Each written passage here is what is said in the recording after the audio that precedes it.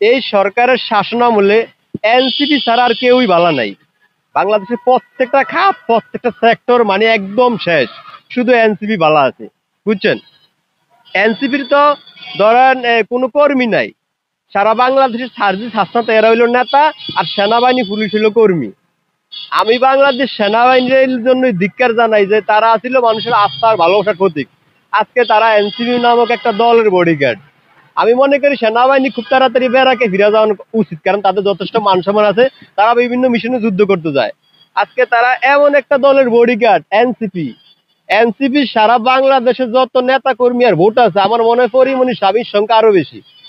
ওই এনসিপির বডিগার্ড আজকে বাংলাদেশ সেনাবাহিনী। এই জন্য আমরা আসলে সাধারণ জনগণের পক্ষ থেকে সেনাবাহিনীর ধিক্কার জানাই, এবং খুব তাড়াতাড়ি ওরা যেন বেড়াকে ফিরে যায়, কারণ ওনাদের কাজ এইটা না। হয়তো সেনাবাহিনী দেশ চালাবে, ইউনুস যাইবে, কেন তো ইউনুস দেশ চালাবে, সেনাবাহিনী যাইবে, দুটো একটা হইব।